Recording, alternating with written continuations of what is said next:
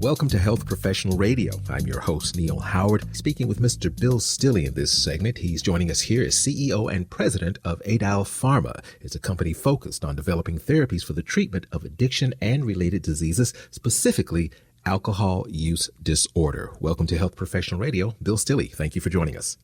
Yeah, Neil, thank you so much. I'm really pleased to be here. Well, tell us a little bit about yourself, a little bit of your professional background, a bit about Adial Pharma and your current role there. Right. So as you said, Bill Stilley, CEO of Adial. My background is after the Marine Corps. I went back to school and then have been really in the entrepreneurial world, and for the past 20 plus years in the pharmaceutical development business. Helped all the way from managing chemistry labs up to getting drugs launched after they've been approved. And about 10 years ago, I met Dr. Bankole Johnson, he's one of the world leaders in the field of addiction, and he had a new breakthrough, technology that could help people with alcohol use disorder. It's one of the most devastating diseases there are. And what it is, it's a genetically targeted drug to help people that have the problem. And when I say that, I mean it helps them if they have the right genetics, which would be about a third of the people. Mm-hmm. Then it would be expected to help them to reduce their craving, to help them reduce or eliminate their drinking. So is this a very popular method of treating with medication as opposed to the traditional abstinence? Well, so most of the abstinence programs actually don't preclude medicinal treatment. And sometimes they call that MAT, medicinally assisted treatment. And we would expect actually when we get our label from the FDA, if assuming it's approved, that we would also have a note saying that it would be expected to be used in combination with potentially other treatments, such as, and they call that behavioral therapy, meaning that you're getting self-help groups or having counseling or working with others. The problem you have with current treatments is really they can only be characterized today in my mind by one word, and that is that they're extreme. Mm-hmm. And you think about, as you just said, total abstinence. I mean, that's as extreme as you get when it comes to drinking, right? It's Absolutely. Total cessation of alcohol use. And so if you think about that treatment, I mean, AA will even tell you that you likely will not be able to be successful in their treatment paradigm until you've hit, and they have a term, it's called rock bottom. And what that means is your life has been destroyed in some way. You lost your career, your spouse, been in jail, whatever it may be. And so it's pretty tough. And by the way, for those, let me be clear. For those that are successful, and it does work for many, they're courageous, they've worked hard, and they should be proud of getting themselves to that situation. Mm-hmm. The problem is that the data are somewhere, between 85 and 95% of people that try are unsuccessful. Hmm. So when you think then about medicinally assisted therapy, there are a few treatments out there. One of them is a drug that's been out for a while. If you take it and then drink, you get violently ill, throw up all over the place. It's so bad it can be fatal. Hmm.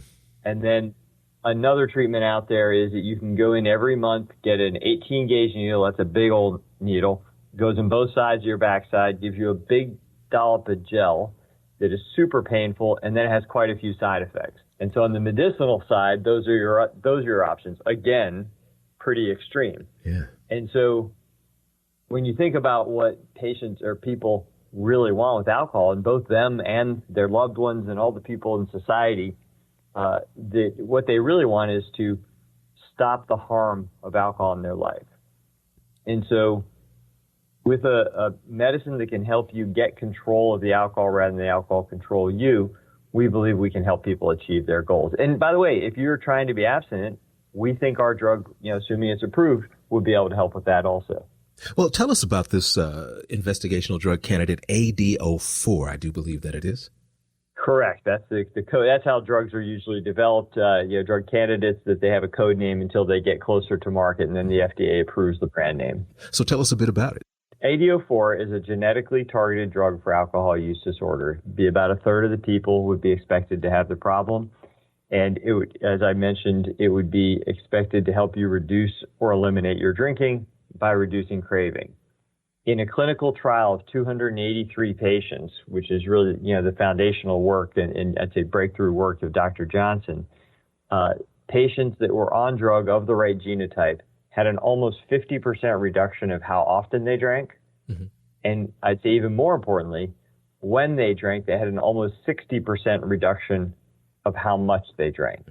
So they picked up the bottle less often, and when they picked it up, they were able to put it back down. Are there levels of AUD that the drug is successful in, more or less than others? So the people that have been tested with AD04 so far have all been what I'd call very serious drinkers. In that trial that I mentioned, the phase 2 trial where it showed great success, the average number of drinks that those people had when they drank was 9.5. So, let that digest for a minute. So in the days they didn't drink, it was less, but on the days they drank 9.5 on average. So we haven't really tested it in mild and moderate patients, but our expectation would be if you have it work in the severe patients that it would also, if it's reducing craving, that, what it seems to happen is the person can go out and say, tonight I'm going to have 2 drinks when I go to the bar, and they actually have 2 drinks. Folks that are addicted oftentimes have serious problems with compliance when trying to find a solution. How does AD04 maximize patient compliance? Right. So that's a great question. And I'd say it's not just addiction, but that's one of the biggest problems with medicines in general is getting people to take them in the manner they're supposed to be taken. If you don't take them properly, they're not going to work. I don't care whether it's an antibiotic or whatever else it may be. And the single best and most complied method of taking drugs are ones where you take an oral tablet either once or twice a day. Every time you stand in front of your sink in morning or evening, you have your routine, you take the tablet, then you go on with your life. So our drug is an oral tablet that currently is formulated as a twice a day, which means you take it in the morning, evening, and we are confident that as part of, you often see that they'll come out with the original because it's easier to develop, the one that just releases.